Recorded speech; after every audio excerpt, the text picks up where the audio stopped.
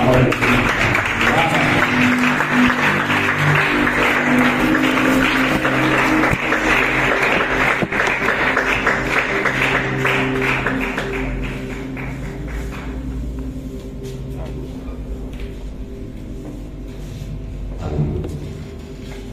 bonsoir. Bonsoir, c'est la dernière semaine, les corps sont en train de lâcher.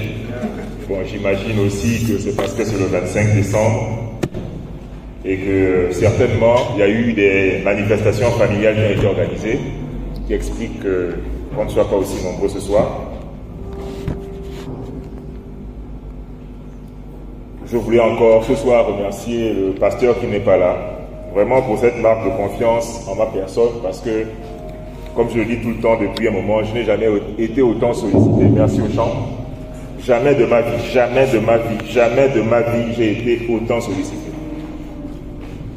Me voici en train de prêcher pendant 12 jours au mois de décembre, chose que je n'ai jamais faite. Et cette fin d'année a été aussi particulière pour ma famille parce que, coup sur coup, j'ai perdu mon père. Et ensuite, quelques semaines après, ma femme a perdu sa mère. Et au même moment, il fallait déménager. Donc, le mois de décembre a vraiment été très, très chaud pour nous. C'est pour ça que vous n'avez pas vu les derniers jours de la semaine passée. Dès jeudi, j'ai dû disparaître parce que si je forçais encore là, vous devez seulement entendre, non, non, le prédicateur ne sera plus là, il est hospitalisé. Trop de fatigue sur le corps. Donc encore merci au pasteur, merci aux anciens d'avoir accepté. Et ce soir aussi, bon, déjà, j'ai souvent discuté par rapport à la thématique de la semaine avec quelqu'un de l'Assemblée en disant, mais grand, en fait, normalement, c'est toi qui devais aborder ce thème-là. Il s'agit pour cette semaine, la 4e semaine, libérer pour entreprendre. Alors, la régie, si vous êtes prêts, vous n'êtes pas encore prêts, la machine démarre. Alors, j'ai laissé une clé USB là-bas. Vous avez 2 fichiers du même nom. Je pense que c'est libérer pour entreprendre. C'est le même fichier. Donc, en version PDF et en version PowerPoint. Donc, si le PowerPoint ne passe pas, vous mettez le PDF. Donc, dès que vous trouvez, vous pourrez directement projeter.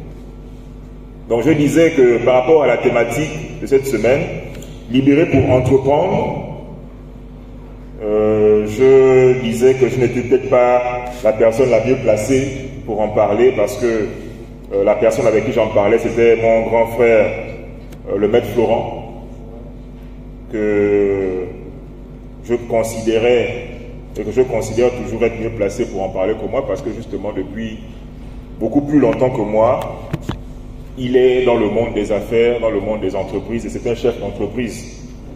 Et donc, voilà, je disais grand, mais normalement c'est toi qui devais en parler.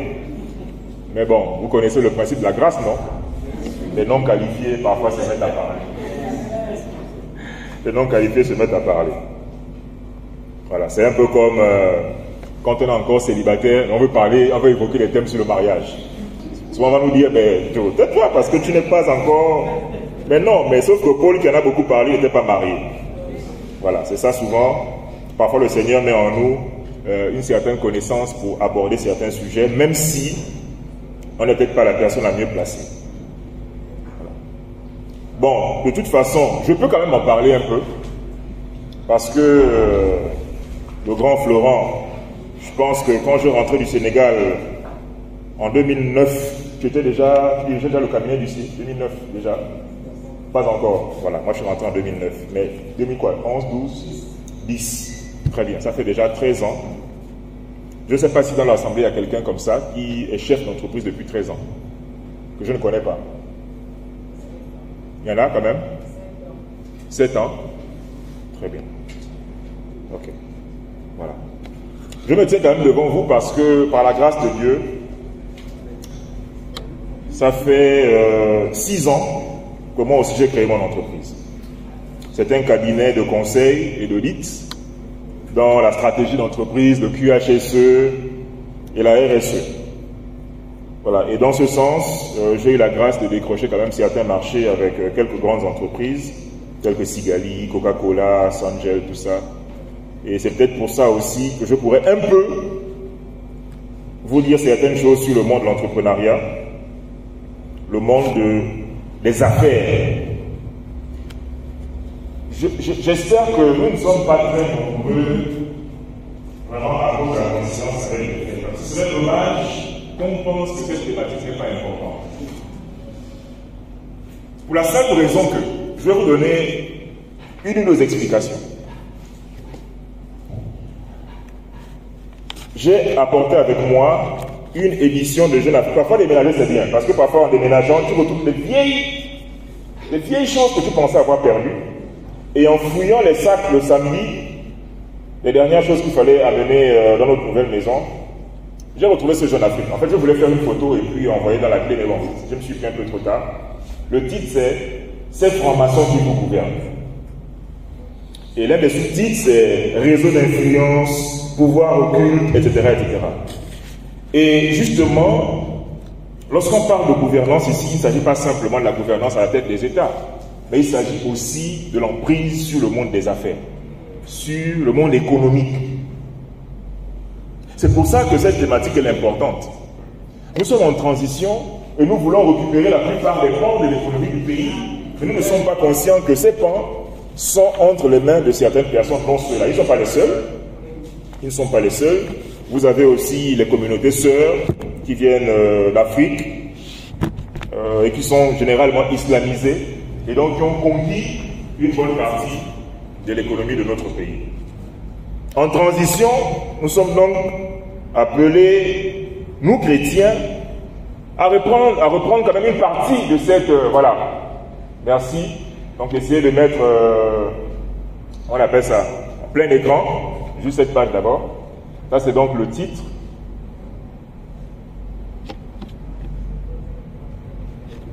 Attendez, je vais vous montrer.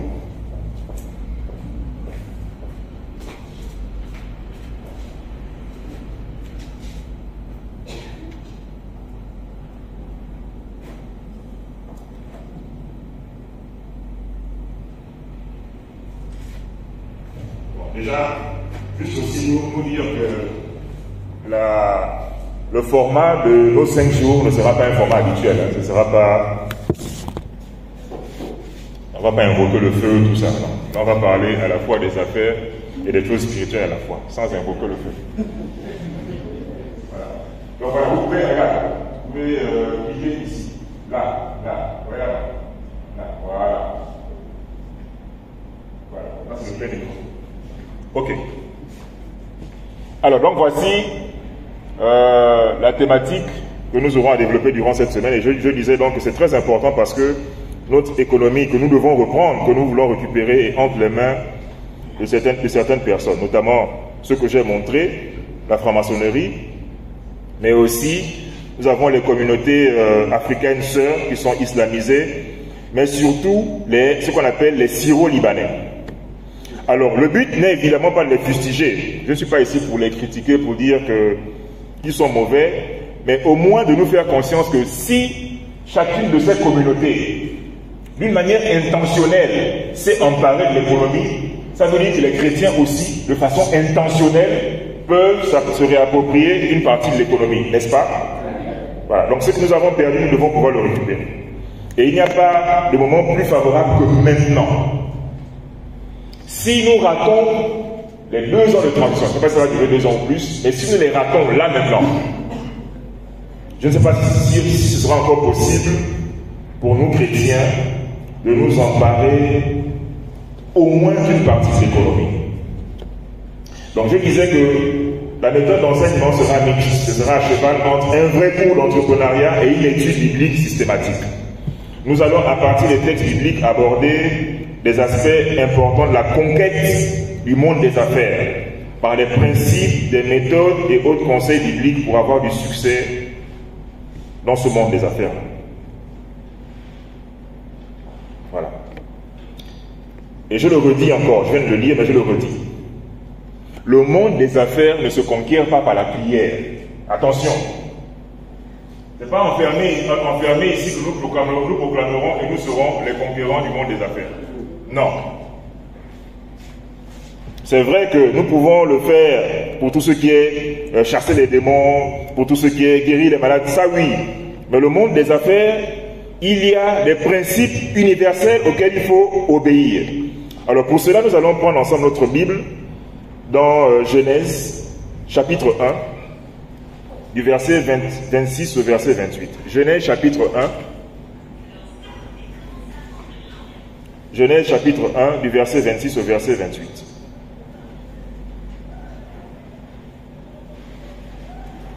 Genèse, chapitre 1, du verset 26 au verset 28. Alors, nous allons lire ensemble. Merci. Alors, vous pourrez lire là-bas, mais moi j'ai une version que j'ai un peu modifiée ici par moi-même. Mais ce sera à peu près la même chose.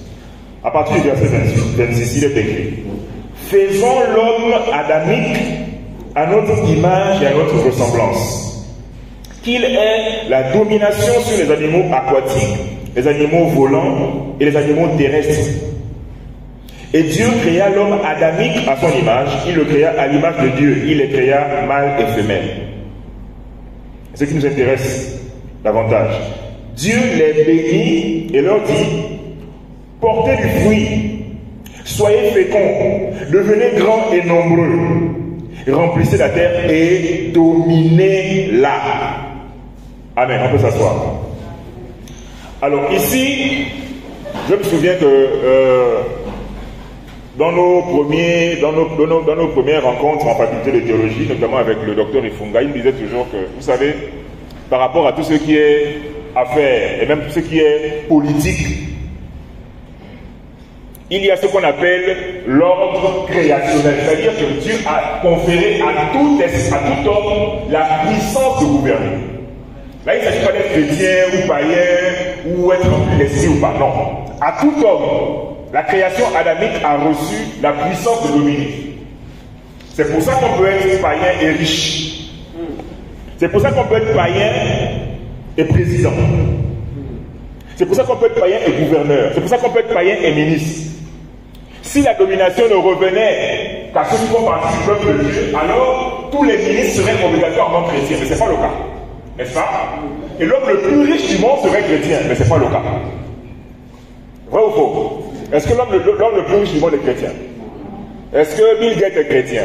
Est-ce que les autres qu'on cite souvent là sont chrétiens? Ils ne sont pas chrétiens.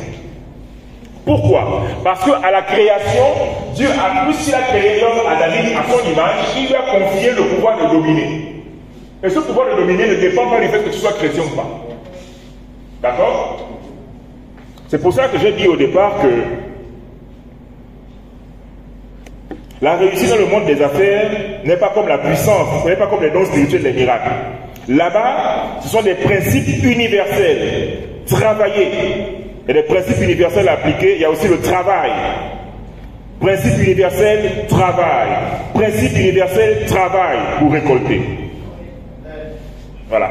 C'est vrai qu'il y a une dimension spirituelle dans les affaires, nous n'en doutons pas, mais c'est une dimension spirituelle qui ne prospère pas sur les mêmes bases que les miracles. Et nous allons le découvrir ensemble. Je dis que Dieu, en créant l'homme, le premier Adam a donné à cet homme et ses descendants une bénédiction qui lui donne le pouvoir à la fois naturel et surnaturel pour réussir sa conquête de la terre et pour tirer bénéfice au maximum des potentialités de notre vie terrestre. Voilà.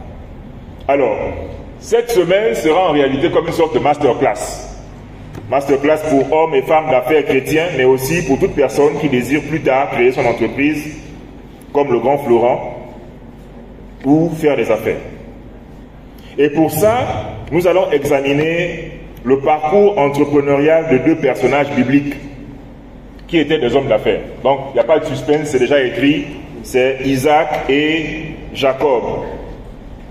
Isaac, pourquoi? Isaac, parce que vous le savez, il était riche, mais il était fils d'un père riche, Abraham, il était donc héritier. Mais son fils Jacob va aussi devenir riche, dit la Bible, mais riche à sa manière, pas avec le même parcours. Alors là, je vais donc vous présenter rapidement comment ça va se passer, donc le plan. On peut avancer d'une diapo.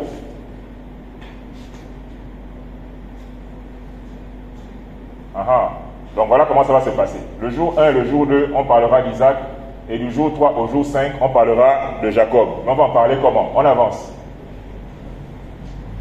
Alors, après l'introduction qu'on est en train de faire là maintenant, du jour 1 au jour 2, on va parler d'Isaac, l'homme d'affaires, héritier et fils à papa. Vous savez qu'on devient riche parfois parce que mon père est déjà riche, alors je suis riche. N'est-ce pas? Voilà. C'est le cas d'Isaac. Riche parce que papa était riche. Et donc, jour 1, donc aujourd'hui, nous allons essayer de voir rapidement la mentalité d'homme d'affaires ou d'entrepreneur. Ça s'apprend. Ça s'apprend. Et nous allons voir comment. Ensuite, nous allons voir comment gérer les moments difficiles dans les affaires, les périodes de vache maigre. Et ensuite, nous allons voir aujourd'hui les conséquences des mensonges dans les affaires. Quand on commence à mentir, ce que ça donne. En jour 2, nous allons voir s'aimer et récolter dans le pays de l'obéissance. La cinquième sous-partie, c'est la jalousie dans le monde des affaires. Et enfin, en ce qui concerne Isaac, ce sera quels sont les fruits de la persévérance dans les affaires. Le Rehoboth. On avance. Ensuite, à partir du jour 3, on va parler de Jacob, l'homme d'affaires escroc et héritier, parce qu'il est héritier d'Isaac, mais pourtant il va partir de zéro. Et donc pour ça, en jour 3, on va voir quelles sont les sources de financement des affaires, comment démarrer une affaire, à partir de quel argent. Par exemple, là, tu le gagnes. Ensuite, la maîtrise de son domaine d'affaires. Si par exemple tu fais dans l'informatique, quels sont les principes bibliques pour prospérer dans l'informatique? Si tu es dans tout ce qui est droit, comme notre grand frère, comment prospérer dans le domaine du droit? Bon, lui, c'est déjà plus qu'il prospère dedans. On va aller dans ce que tu prospères dedans. Pas encore. Ok. On va apprendre ensemble. Ensuite, commencer petit, mais rêver grand. Et évidemment, en quatrième, donc à partir du troisième jour, notre grand frère viendra nous édifier un peu sur son parcours. Parce que c'est vrai que nous allons parler du parcours d'Isaac et de Jacob, mais il est bien toujours d'avoir comme modèle les gens qui vivent avec nous. Voilà. C'est pour ça que j'ai sollicité mon grand frère et il a accepté. Merci encore à lui. Le quatrième jour, nous allons évoquer ce petit sous-thème. Ma poche est différente de la caisse d'entreprise. Voilà ce qui tue certaines entreprises qui naissent. C'est-à-dire que la même poche là, c'est la poche des recettes qui a même pas la poche de l'argent de la guerre. Comment combattre ça? Selon la ligne. Mais ensuite, nous allons ensemble étudier un épisode que vous connaissez déjà sur la vie de Jacob. La hanche déboîtée, c'est-à-dire le redressement d'une culture entrepreneuriale potentiellement dommageable. C'est-à-dire que dans les affaires, à un moment, Dieu va te redresser parce que si tu continues, si tu sais te lancer, la faillite est proche. Ensuite, le septième sous-point, c'est rechercher la face de Dieu et appliquer Josué 1:8 qui dit quoi? Que celui de la loi. Ensuite, il dit que selon ce qui est écrit, car c'est alors que tu réussiras. Certaines versions disent dans tout ce que tu entreprendras, dans toutes les entreprises. Et ensuite, en 8, entendre la voix de Dieu et recevoir sa pleine bénédiction. Parce qu'à un moment, c'est vrai que nous appliquons les principes bibliques, humains, managériaux, RH, tout ça. Mais au fond, à un moment, il faut entendre clairement la voix de Dieu et sa pleine bénédiction dans nos affaires. Ok? Ensuite, la dernière slide par rapport au sommaire. Le jour 5, l'importance du respect des principes spirituels pour prospérer. Et enfin, un épisode un peu, c'est toujours la vie de Jacob, hein, les affaires et les drames familiaux. Voilà. Comment surmonter, comment continuer les affaires alors qu'on a été frappé par un malheur qui pourrait nous décourager complètement. Et après, le dernier jour aussi, nous conclurons. Voir pourquoi prospérer. En fait, on prospère pourquoi? Pourquoi devenir riche? C'est ce qu'on verra ensemble. Voilà. Alors, aujourd'hui, on va commencer à parler de Isaac. Donc, la suite, la slide qui vient, voilà. Donc, jour 1, Isaac, l'homme d'affaires, héritier et fils à papa. Alors, une brève présentation d'Isaac. Isaac est le fils d'un homme riche, un homme d'affaires appelé Abraham, ami de Dieu et père de la foi. Il est dit que Abraham, d'ailleurs on va lire le passage ensemble s'il vous plaît, Genèse 24 verset 35. Genèse 24 verset 35. Vraiment,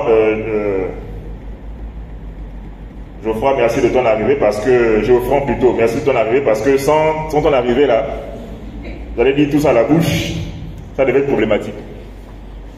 Genèse 24 verset 35.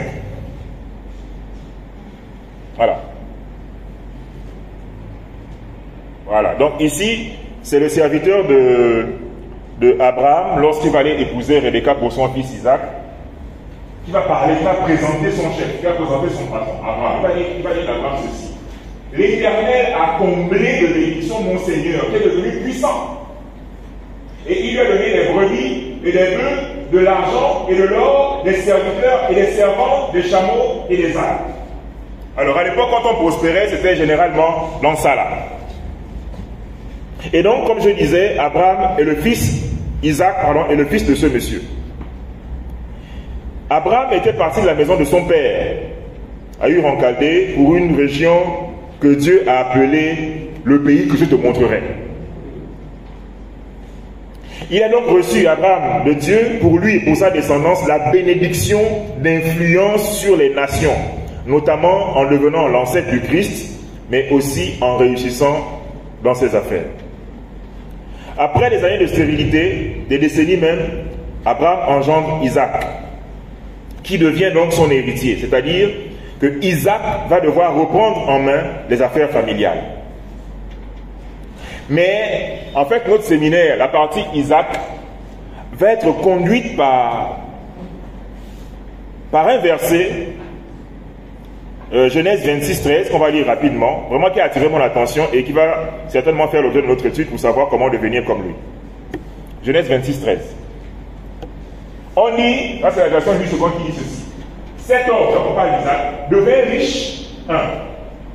Il alla s'enrichissant de plus en plus jusqu'à ce qu'il devint fort riche. Donc il était riche. Ensuite, deuxième étape, de richesse en richesse, et troisième étape, il devient fort riche. L'expression fort riche là, ça m'a interpellé. L'autre traduction dit ceci. Cet homme devint grand, allant grandissant, jusqu'à devenir extrêmement grand. Donc tantôt on dit qu'il devint riche, de plus en plus riche, fort riche. D'autres versions disent, il devint grand, allant grandissant, jusqu'à devenir extrêmement grand. Nous allons donc découvrir en Genèse 26 et 27 ce qui fait le parcours exceptionnel d'Isaac et qui pourrait expliquer cette expression devenir riche, de plus en plus riche, puis fort riche. Et donc c'est pour ça qu'aujourd'hui nous allons aborder les 3 points tels que déjà cités, notamment le premier, la mentalité entrepreneuriale ou la mentalité des affaires, ou les traits de caractère qui mènent à la richesse. Donc la slide suivante.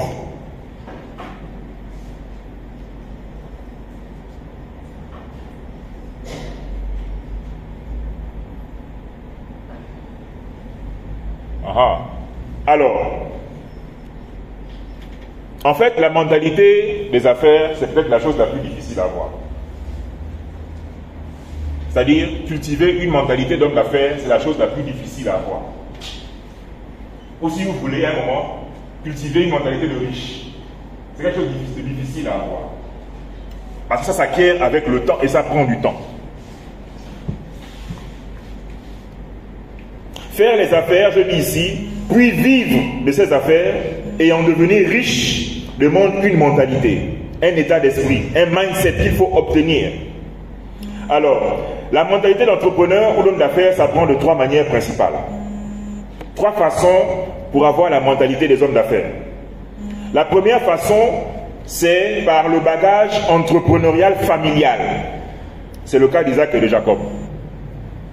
Comment Isaac a fait pour avoir le mental, la mentalité d'homme d'affaires au point de devenir fort riche? c'est parce que déjà au départ, son père était...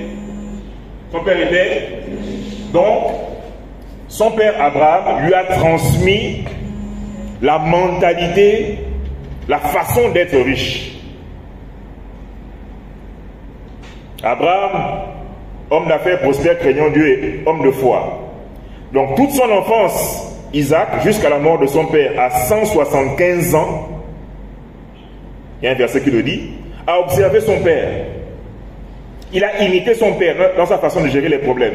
Il a imité la façon d'Abraham de négocier les prix.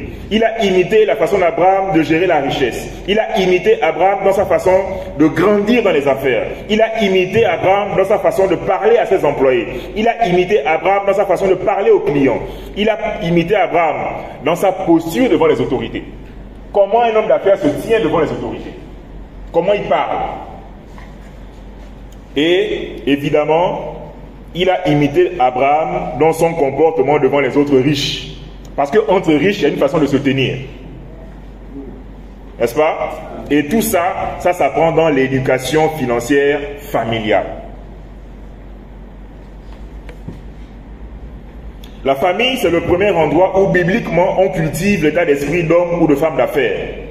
Car nous observons nos aînés et nos parents. Et les parents, à leur tour, intentionnellement, doivent inculquer à leurs enfants le sens des affaires. Je reprends. Les parents doivent intentionnellement inculquer le sens des affaires aux enfants. Malheureusement, au Gabon, cet état d'esprit d'homme ou de femme d'affaires ne s'inculque quasiment jamais depuis la maison. C'est vrai que parfois j'ai vu des enfants qui deviennent, en fait, qui imitent leurs parents par leur profession, c'est-à-dire un père médecin qui donne des enfants médecins, ça arrive souvent. Mais en termes de business, c'est rare. Et donc, comme disait le petit humoriste là, tout est à refaire. Là, c'est même pas à refaire, là, tout est à faire. En termes de business. Body bizarre. Et je vais être pratique en parlant du Gabon. Au Gabon, nous avons presque tous grandi avec cette phrase de nos parents. Que je vais lire, vous allez reconnaître la plupart d'entre vous, sauf peut-être les plus jeunes. La fonction publique est la garantie de l'emploi. Qui connaît cette phrase-là? D'accord, baissez les mains. En tant que parent, qui a dit ça à son enfant? Non, ne levez pas la main. On en faut combattre pour obtenir ton poste budgétaire. Qui a déjà entendu ça? Du coup, nos enfants, pour la plupart, sont avec une mentalité entrepreneuriale qui est proche de zéro. Pire, parfois nous sommes les premiers à dire à nos enfants, quand tu auras la possibilité de voler dans les caisses de l'État, il faut le faire. Vrai ou faux? Souvent on attrape des gens qu'on voit passer à la télé, on a attrapé avec tant de milliards. Qui leur a demandé de voler souvent? Ce sont les parents. Ce sont les parents. Ce sont les parents. Parce que souvent il y a des parents qui disent aux enfants, mon petit, mais tu es DG. Mais comment tu peux, tu es DG, tu loues encore comme mon petit, alors que tu as la caisse du ministère. Que Dieu nous délivre d'un pareil état d'esprit. Car c'est complètement anti-biblique. La mentalité des affaires d'Isaac lui venait d'Abraham, tout comme celle de Jacob lui viendra d'Isaac. Donc la mentalité d'homme d'affaires vient d'abord par l'héritage familial. Donc c'est un appel à tous ceux qui sont là dans les affaires, déjà maman Arlette, inculque aux enfants déjà le sens des affaires. Hein? Je ne cite pas mon grand parce que bon, c'est le grand. Mais toi, inculque le sens des affaires aux enfants. La deuxième façon d'acquérir le mindset des affaires, donc la slide suivante, c'est par la culture entrepreneuriale du terroir ou du pays. C'est-à-dire que ce n'est pas forcément papa et maman qui t'ont inculqué ça, mais le fait que tu sois dans un pays où on a tendance à entreprendre, où on a tendance à faire les affaires, peut t'influencer positivement. D'accord? C'est par exemple le cas de nos frères libanais et ouest-africains. La mentalité ambiante impacte positivement ou négativement les futurs hommes et femmes d'affaires, ou ceux qui sont déjà dans les affaires. Depuis les temps anciens, il y avait des peuples, des tribus qui étaient déjà reconnus comme ayant une culture, un sens aiguisé des affaires. Et dans la Bible, il y a un pays qui est souvent cité comme terre de business et de businessmen et de commerce. C'est quel pays? Malheureusement, je suis fauché. J'allais poser 10 000 là, mais je suis fauché. C'est le Liban. Depuis les temps bibliques, le Liban est cité comme pays de commerce. Depuis les temps bibliques, jusqu'à aujourd'hui. N'est-ce pas? Jusqu'à aujourd'hui, ils sont des hommes et des femmes de commerce. C'est depuis les temps bibliques. Au temps de David commerça avec le Liban. Déjà. Et ensuite, dans le livre d'Ézéchiel, on nous parle de la fameuse ville de Tyr, avec notamment le prince de Tyr. Tyr faisait partie du Liban. Voilà. Et donc, parfois, le mindset des affaires s'acquiert parce que tu es déjà dans un pays ou dans un terroir qui est constitué d'hommes d'affaires de génération en génération. Même si ce n'est pas forcément tes parents, mais le fait que le pays soit dans une culture entrepreneuriale, tu es positivement impacté. C'est aussi le cas de nos frères de l'Afrique de l'Ouest qui ont développé le sens des affaires depuis des siècles. Dans chaque maison, dans chaque quartier ou chaque ville, il y a toujours quelqu'un qui a réussi dans les affaires. Et ça inspire les autres. Voilà. Parfois, ils partent de chez eux sans grand chose. Mais puisqu'ils ont la mentalité des affaires, quel que soit où ils atterrissent, ils font les affaires et ça réussit. Amen. C'est la vérité. Ça vient d'où? Ça vient de la mentalité des affaires. Bon, je ne parle même pas des Européens, des Américains, des Chinois. Eux, ils flairent les affaires dans les choses où parfois nous on pense qu'il n'y a rien. Nous on pense qu'il n'y a rien, mais lui il arrive, il voit qu'il y a quelque chose. Et quand il fait ça, il réussit. Et tu te dis, mais pourtant je suis là depuis, comment je n'ai même pas pensé à ça? Il y a pensé parce qu'il est dans le monde des affaires de génération en génération. Et enfin, la troisième façon d'avoir la mentalité des affaires, c'est par l'imitation d'une personne inspirante. Voilà. Ça peut être ton patron. Déjà, tu travailles dans une entreprise et en voyant ton patron gérer l'entreprise, ça t'inspire à créer ta propre entreprise. Et ça aussi, souvent, j'ai fait les Libanais le faire. Ils le font beaucoup. Il y a beaucoup de démissions pour créer ses propres affaires. Ça peut être une connaissance. Ou parfois, tu peux t'inspirer d'une personne dont tu auras lu l'histoire dans un livre ou sur les réseaux sociaux. Et parfois, on peut avoir le sens des affaires en cumulant 2 ou 3 de ces modalités-là. C'est-à-dire, à la fois, tu es dans une famille d'entrepreneurs et à la fois, il y a vraiment quelqu'un dans le monde qui t'inspire à devenir un homme d'affaires et tu le copies. Donc, tu copies à la fois tes parents et quelqu'un qui, voilà, comme ça t'inspire. Alors, je veux aussi dire quelque chose par rapport à la mentalité des affaires. Et je veux parler de 2 fruits ou 2 préalables qui vont conditionner la prospérité. Alors, le premier, et je venais déjà d'en parler, c'est ce qu'on appelle le sens des affaires ou le flair des affaires. D'accord? Parfois, tu es dans un environnement.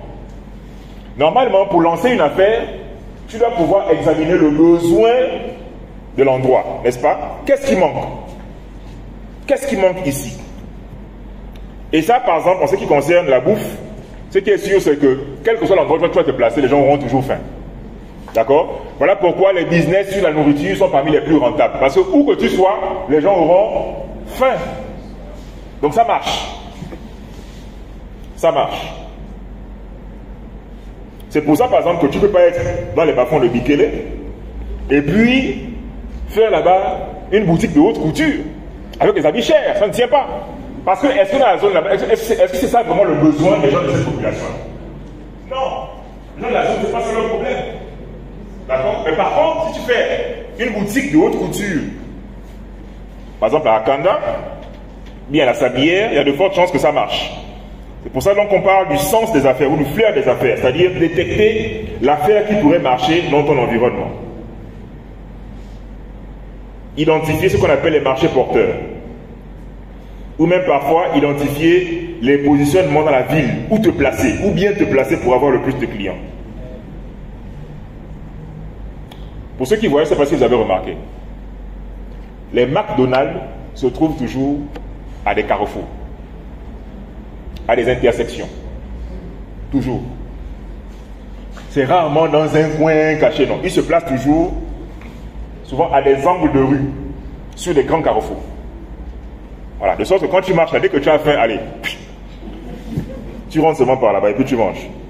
Le deuxième préalable, le deuxième fruit, qui vont conditionner le sens de la mentalité des affaires et conditionner aussi la prospérité, c'est ce que j'ai appelé la main bénissante de Dieu sur nos entreprises.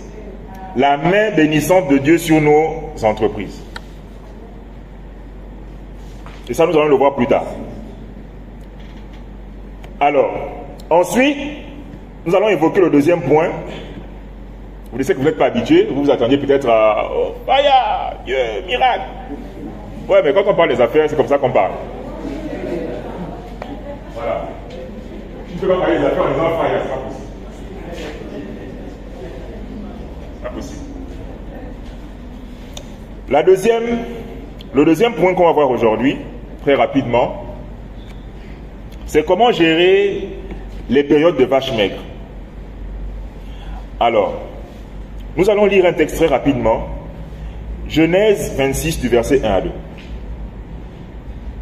Gérer les temps de vaches maigres, donc les temps difficiles pour l'entreprise.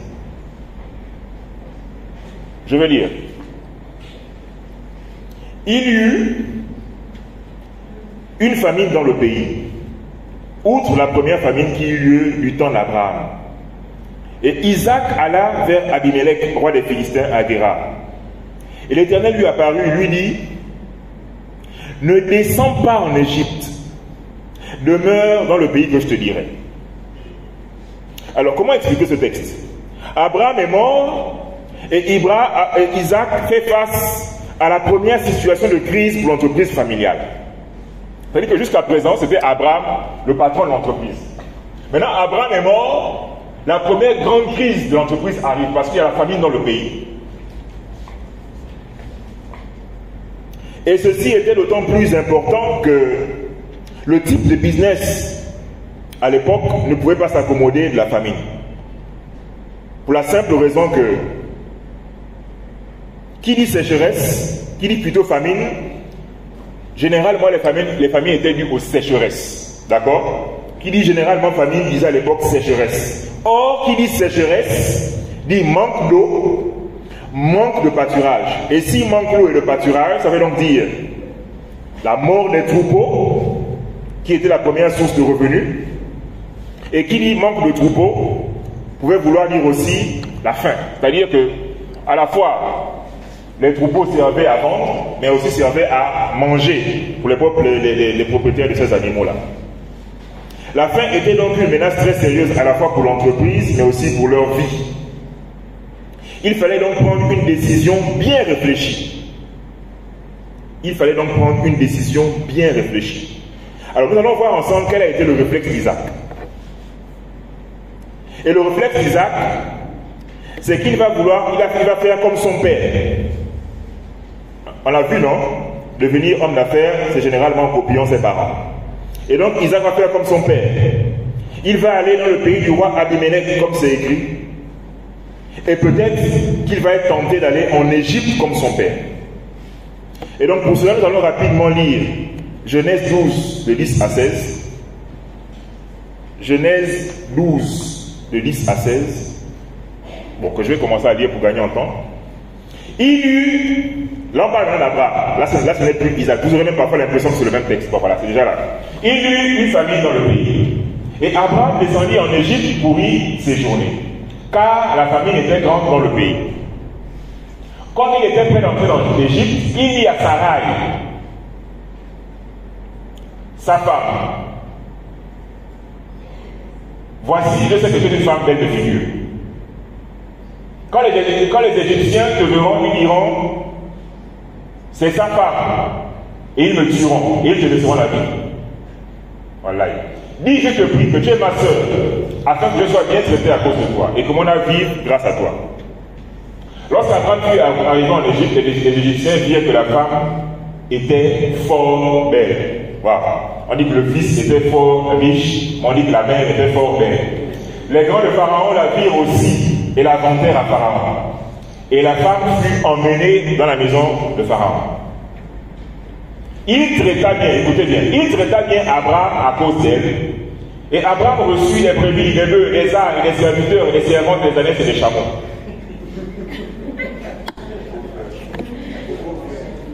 En fait, pourquoi Dieu parle à Isaac? Pourquoi Dieu parle à Isaac? Relisons ce qu'il dit à Isaac. Il eut une famille dans le pays, et outre la première famille qui eut du temps d'Abraham, donc cette famille-là est rappelée, celle-là, Isaac alla vers Abimelech, le roi des Philistins, à Guérar. Maintenant l'Éternel lui apparut et lui dit, ne descends pas en Égypte. L'Égypte qui est le pays qui venait d'être cité tout à l'heure. Mais demeure dans le pays que je te dirai. Alors, Dieu, sachant qu'Isaac avait pour modèle son père, va lui dire, ne descends pas en Égypte, demeure dans le pays que je te dirai. En fait, pour moi, il y a dans cette phrase deux expressions, deux verbes qui m'intéressent. Bon, la première, c'est l'expression derrière celle-là. Ne descends pas, d'accord? La deuxième, c'est demeure. Ne descends pas, mais demeure. Les verbes utilisés sont puissants.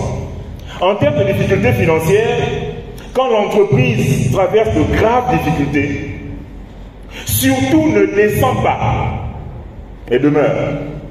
Qu'est-ce que ça veut dire? Ne te compromets pas dans le péché. En acceptant de faire certaines transactions, certaines manœuvres, certaines concessions, certains compromis, juste parce que tu veux sauver l'entreprise, juste parce que tu veux sauver les affaires, juste parce que tu veux sauver le business, pensant que Dieu va comprendre. Non, Dieu ne comprendra pas. Ne baisse donc pas ton niveau d'exigence, ton niveau d'intégrité, ton niveau de vertu et de valeur morale. Parce que ton business, tes affaires, ton entreprise ne mourront pas pendant cette mauvaise période. Ta fidélité t'ouvrira d'autres portes. En fait, comment Isaac devint riche? De plus en plus riche et fort riche. C'est entre autres en ne baissant pas son niveau de sanctification, son niveau de pureté morale, en ne descendant pas en Égypte. Descendre en Égypte, c'est accepter de détourner, accepter de coucher ou de se faire coucher. C'est accepter de falsifier des rapports, de falsifier des décisions administratives pour quelqu'un plutôt, en espérant que ça me rapporte beaucoup d'argent. Vous voyez? Abraham arrive en Égypte et il dit à sa femme, s'il te plaît, ne dis pas que tu es ma femme. Et à la fin, on dit quoi? Que Abraham fut bien traité et il reçut des animaux. Prêt à vendre sa femme pour recevoir des animaux. Attention aux périodes de vaches maigres, aux périodes de crise, car c'est la phase test de ton business en tant qu'enfant de Dieu. Tu échoues, c'est fini. Pendant des années, j'ai été inspecteur et auditeur. Bon, à la Gaza, plusieurs le savent. Et je peux vous dire que généralement les inspecteurs au Gabon, qu'ils soient inspecteurs des impôts, inspecteurs du travail, inspecteurs des douanes, inspecteurs de ceci, c'est facile de s'enrichir, très facile. C'est trop facile. Parce que pour peu que je truque un rapport, je dis au gars, mais Joe, si tu ne me payes pas, ce qui va t'arriver, c'est en centaines de millions. Donc, il vaut bien que tu me payes par exemple 20 millions, d'accord? Et puis ton affaire se passe doucement. J'aurais pu devenir riche en acceptant de très gros pots de vin, en millions. Et d'ailleurs, l'une des raisons de ma démission, en ouvrant mon propre cabinet, c'était pour éviter de tomber dans ce piège, car c'était très tentant. Parce qu'à un moment, tu souffres. Tu n'as plus rien à la maison. Le gars te dit que, mais mon gars, si tu me libères, mais tu as 20 millions, mon gars. Et puis quand tu penses à la galère, quand tu penses que ta voiture, désormais, quand tu roules, ça fait... Mais tu te dis que, mais 20 millions, non seulement, il y a déjà 10 millions pour la voiture, mais il y a 10 millions pour commencer la construction de la maison.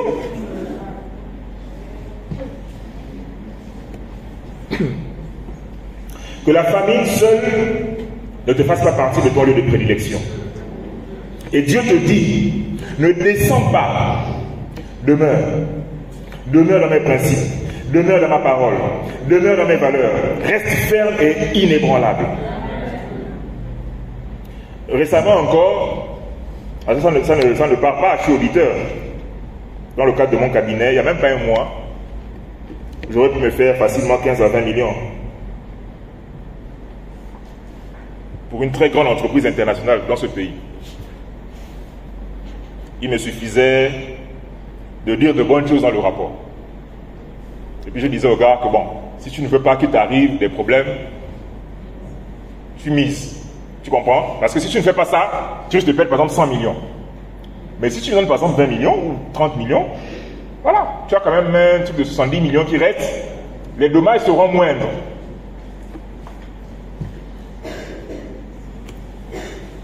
Mais j'ai refusé.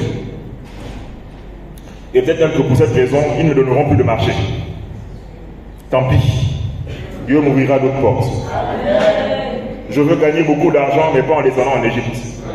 Je veux demeurer fidèle, intègre. C'est d'ailleurs ce que Dieu avait dit à Abraham, le père d'Isaac. Marche devant ma face et sois intègre. Parce que dès qu'on cède, on peut s'exposer aux conséquences du dernier point, qu'on va voir maintenant.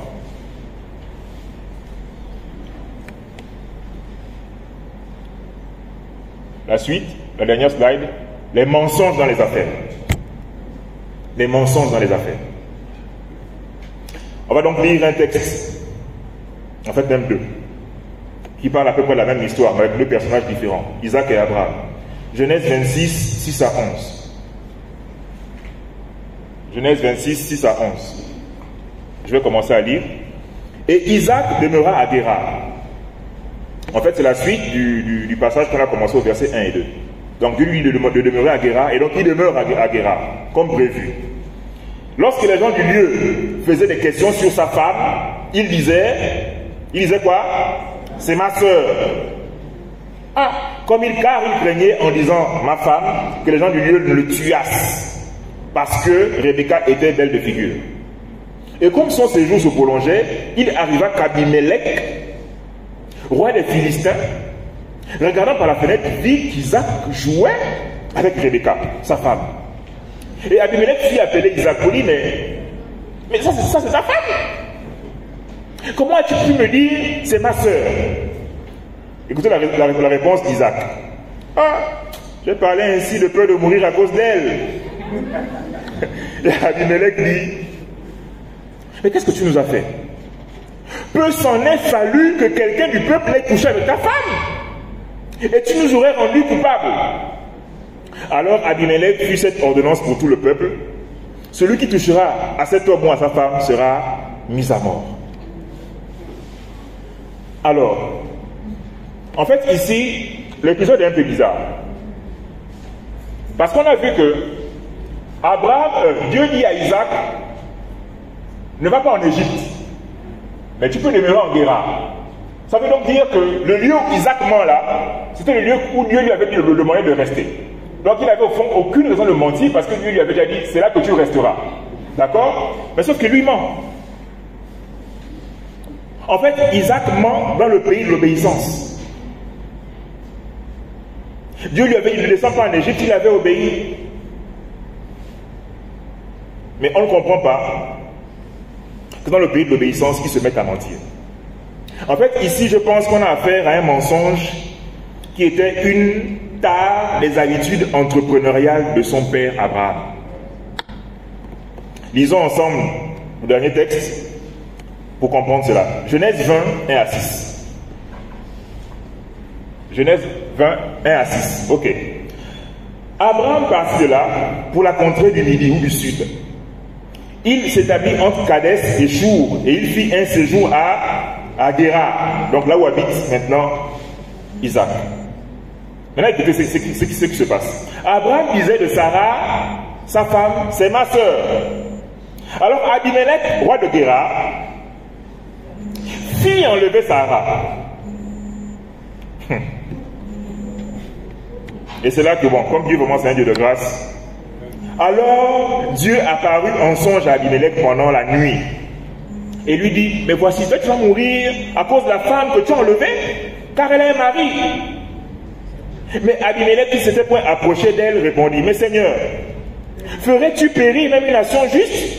Ne m'a-t-il pas dit c'est ma soeur? Et elle-même, n'a-t-elle pas dit c'est mon frère? Donc mari menteur, femme menteuse. J'ai agi avec un cœur pur et avec les mains innocentes. Et Dieu lui dit en songe, je sais que tu as agi avec un cœur pur. Aussi t'ai-je empêché de pécher contre moi. C'est pourquoi je n'ai pas permis que tu la touchasses. En réalité, Abraham avait quasiment vendu Sarah par 2 fois. Une fois en Égypte, une fois à Guéra. Chez Abimelech. Avec le même mensonge. Abraham, et voyez l'ironie de l'histoire.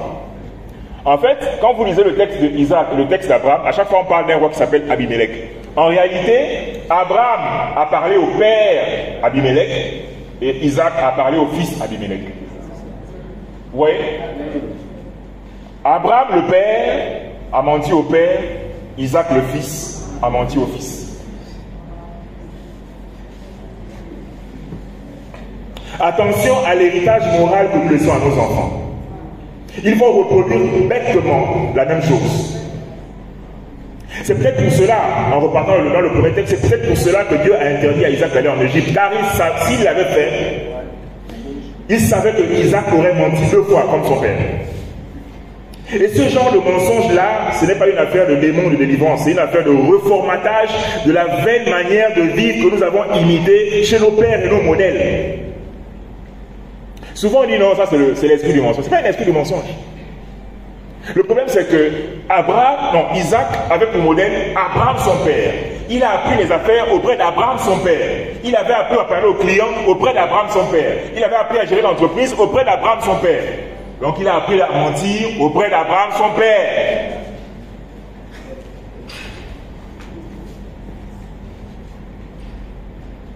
Ce n'était pas une affaire de démon. C'était une affaire de mensonge. C'était une affaire de mauvaise habitude entrepreneuriale. Isaac mentit en exposant sa femme, juste pour conserver son business. Et en le faisant, il a failli perdre à la fois sa femme, son business et sa vie. Les mensonges entrepreneuriaux peuvent nous conduire très loin. Très loin. Vous savez, à cause des mensonges dans les affaires, il y en a qui perdent parfois femme et enfant. Tu mens dans les affaires, mais tu perds femme et enfant parce que celui à qui tu as menti là, c'était mauvais. À lui, on ne ment pas, sinon il te tue. Ce mensonge d'Isaac nous montre qu'il y a un lien entre nos affaires et notre famille et que la limite est très mince. On peut mentir dans son business et c'est la famille qui paye les pots cassés. Amen. Nous avons fini pour aujourd'hui sur le parcours d'un homme d'affaires extraordinaire qui devint fort riche. Isaac, l'héritier, fils à papa, fort riche, qui nous a montré aujourd'hui de bons côtés, l'imitation de bonnes choses, mais qui nous a montré qu'on peut mal finir si on imite les côtés sombres des personnes que nous avons imitées. Voilà. Donc pour aujourd'hui, on a fini là. Je sais que le temps est avancé. J'aimerais qu'on prenne juste 1 ou 2 sujets de prière.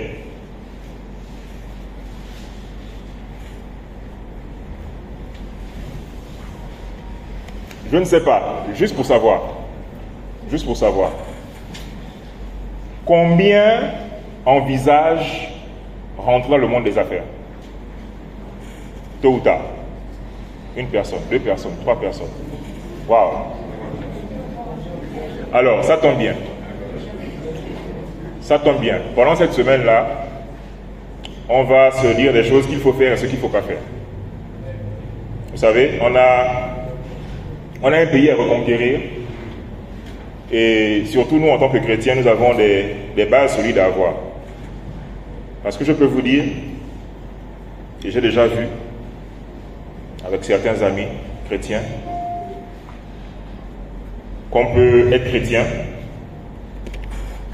et gérer ses affaires comme un païen. Être menteur comme un païen, escroc comme un païen, cruel comme un païen. C'est pour ça que pendant cette semaine, nous allons, par la grâce de Dieu, essayer de poser quelques jalons, quelques bases qui pourraient nous aider à devenir prospères tout en étant intègres. C'est possible. J'en parlerai peut-être le 3e jour, mais par la grâce de Dieu, je ne vous parle pas de choses que je n'ai pas vécues, je vous parle de choses que j'ai vécues puisque je suis chef d'entreprise. Et bien que pour l'instant au Gabon, les Gabonais ne soient pas reconnus à leur juste valeur, parce que parfois pour un marché qu'un Français aurait peut-être eu pour un 100 millions, un Gabonais va te dire, toi, c'est 2 millions. C'est 2 millions. Mais nous ne perdons pas courage. Nous espérons qu'une génération extraordinaire de conquérants dans les affaires va naître, peut-être ici déjà, mais surtout dans le pays, parce que si nous ratons cette période-là maintenant, là, il est fort possible que ça soit quasiment terminé, à la fois pour le Gabon tout entier, mais surtout pour les entrepreneurs chrétiens, pour la simple raison qu'on est chrétien. Nous allons nous lever et prendre juste 2 sujets de prière.